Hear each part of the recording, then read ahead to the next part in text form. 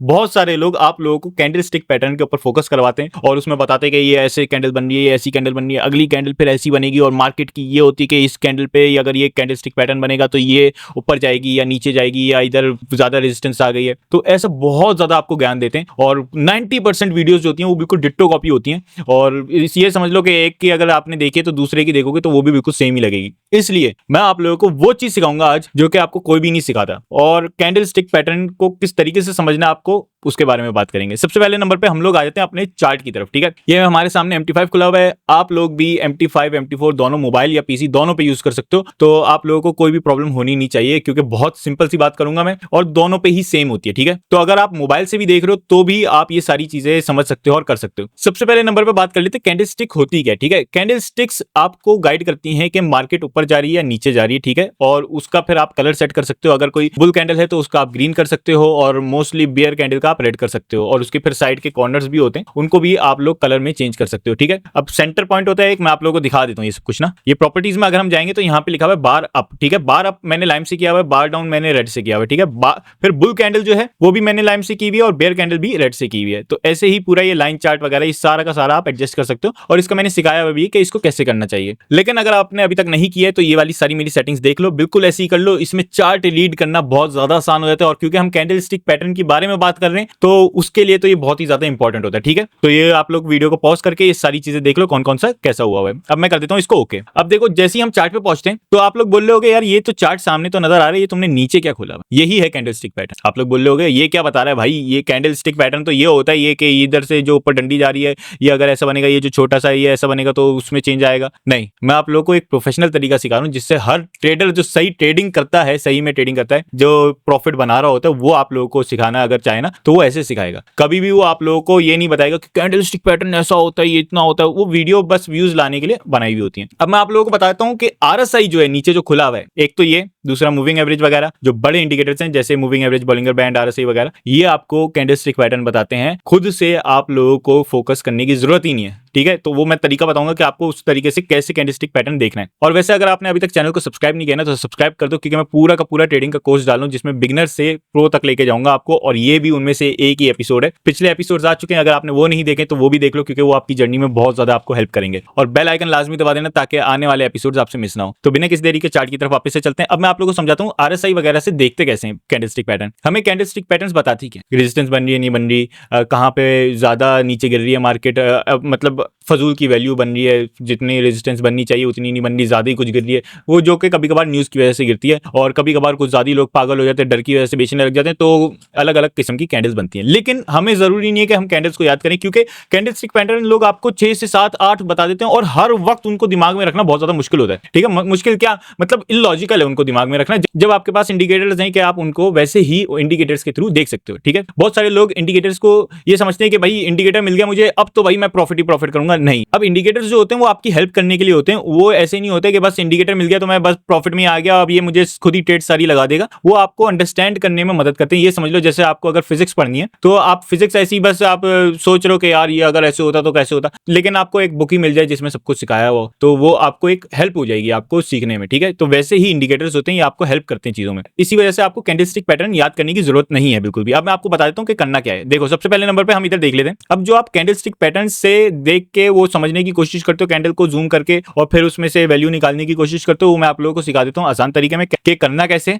सबसे पहले नंबर पे हमने एक ये ले लेना है, ये वाली लाइन जो आती है ना, ये ड्रॉ ट्रेंड लाइन के नाम से होती है। ये आपको मोबाइल और पीसी दोनों पे मिल जाती है बहुत इजीली। अगर आप लोगों को जैसे ट्रेंड लाइन बनानी है तो आप लोग इससे ट्रेंड लाइन बड़ी आसानी से बना सकते हो। ठीक है, और ये आपको रेजिस्टेंस का एक पॉइंट दे देती है। ठीक है, जो कि आपको खुद ही चार्ट देख के करना होगा। कैंडल स्टिक पैटर्न कंप्लीटली आपका वो नहीं होता कि कैंडल स्टिक पैटर्न पे ही आप डिपेंडेंट हो जाओ। तो और इधर ये देखो, ये आपने 2 लाइंस बना ली और इनकी ये रेजिस्टेंस बन रही है। ठीक है, अगर हम थोड़ा सा इसको जूम आउट करें तो इसको हम थोड़ा सा नीचे लेके आ सकते। ठीक है, और इसको हम आगे लेके जा सकते। अब जो कैंडल स्टिक पैटर्न में आपको सिखा रहे होते हैं रेजिस्टेंस इधर आएगी उधर जाएगी, अब वो तो आपको इधर ही मिल गई। ठीक है, इन 2 लाइन से सिर्फ कि आपके रेजिस्टेंस मार्केट में कहां बन रही है ज्यादा और मार्केट ऊपर कहां जा रही है। ठीक है, अगर आपको और भी मजीद अगर ट्रेंड लाइंस वगैरह बनानी हो तो बहुत सारी जगहों पे बन सकती हैं इनके थ्रू, ट्रेंड लाइंस के थ्रू। ठीक है, ये रेजिस्टेंस आपको बताती है कि रेजिस्टेंस कहां कहां बन रही है। अब इधर एक ही आ गई और एक इधर बिल्कुल सेम इधर आ जाएगी। ठीक है, वैसे ही क्योंकि आपको ये पॉइंट्स मिल गए कि यहाँ पे गिरी थी, फिर इसके बाद यहाँ पे गिरी, इसके बाद यहाँ पे गिरी। अब देखो जैसे इधर आपको ट्रेंड लाइन मिल गई, ठीक है, तो ऐसे आप ट्रेंड लाइंस बहुत सारी बना सकते हो, इधर भी बना सकते हो, इधर भी बना सकते हो। तो ये आप H4 वगैरह H1 वगैरह पे बना सकते हो बहुत इजीली, और फिर उनको आप मजीद आगे ट्रेड वगैरह कर सकते हो। जैसे इधर भी एक बन रही है, तो इस ये आपको कैंडल स्टिक्स पैटर्न आपको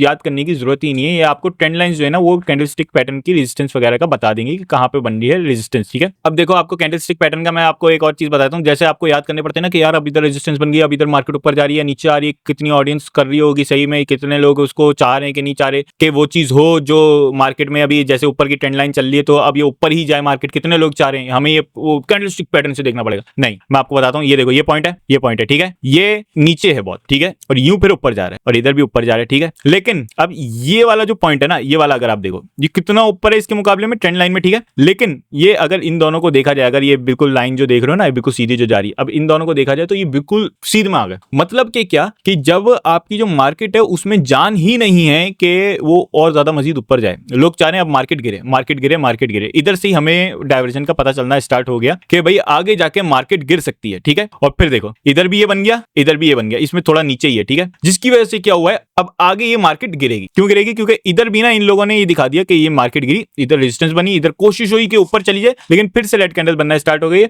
यूरो यूएसडी पे हम M30 पे हैं, अगर आप कल देखोगे ये जब मतलब वीडियो जब चल रही है तो अगर आप उसके बाद देखोगे तो इधर हमें पता चल जाएगा कि अब ये मार्केट वापस से नीचे आएगी, क्योंकि ये देख लो अभी इधर खत्म हो चुका है हमारा चार्ट। अब ये देखो इधर भी ये पॉइंट अगर देखोगे ना, ये RSI हमारा 57 पे और ये नीचे 50 को लाजमी टच करेगा, ये आएगी मार्केट यूं चलना स्टार्ट होगी, या तो ये इधर वापस आ जाएगी, या अगर मतलब इधर ये रेजिस्टेंस के पॉइंट पे ना अगर ये इसको ब्रेक कर देता है तो फिर ऊपर जाएगी, ठीक है। तो ये सारी चीजें आप अपने हिसाब से अंदाजा लगा सकते हो। वैसे तो ये देखो ये मेरे अंदाजे से जो मुझे लग रहा है, ठीक है, उसके हिसाब से तो नीचे जाएगी, क्योंकि ये देखो 23 को टच कर दिया इसने। 15 का ये जो पॉइंट होता है ना ये बहुत ज्यादा क्रूशियल होता है, और 85 का पॉइंट क्रूशियल होता है, जिसमें आपको अगर 85 पे पहुंच गई तो मार्केट नीचे आएगी, और अगर 15 पे गिर गई तो बहुत ज्यादा जोर लग रहा है मार्केट गिराने में, ठीक है। ये जैसे अगर ऊपर ट्रेंड लाइन बन रही है तो अब ये देखो नीचे आ रही है। तो कैंडल स्टिक पैटर्न आप लोगों को समझने की जरूरत नहीं है। क्यों? क्योंकि आपको इंडिकेटर्स बता देते हैं। अभी जैसा मैंने आपको बताया कि आपको इंडिकेटर्स और ये ट्रेंड लाइन के थ्रू आपको कैंडल स्टिक पैटर्न कैसे आपका यूजलेस हो जाता है। एक नंबर ये है कि आप लोग अगर कैंडल स्टिक पैटर्न की वीडियो को अभी तक जाके देख रहे हो कि यार कैंडल स्टिक पैटर्न सीखूं मैं, मेरी ट्रेडिंग में प्रॉफिट नहीं हो रहा मुझे, तो वो एक बेवकूफाना हरकत होगी, क्योंकि आपको ये पता चल चुका है कि आप RSI और ट्रेंड लाइंस के थ्रू आप कैंडल स्टिक पैटर्न को निगेट कर सकते हो पूरे तरीके से। आपको जरूरत ही नहीं है कैंडल स्टिक पैटर्न की, और आप डायरेक्ट ऐसे ट्रेड कर सकते हो। अगर आप लोगों की ट्रेड्स नेगेटिव जा रही है ना, तो मैंने एक वीडियो डाली है जिसमें मैंने सिखाया कि चार्ट को आपको कैसे रीड करना है, टाइम फ्रेम्स को कैसे यूज करना है। मेरे कोर्स के अंदर भी आप लोगों को मिल जाएगी, उसमें टाइम फ्रेम्स की अलग से बकायदा वीडियो बनी हुई है। और मेरी एक वीडियो है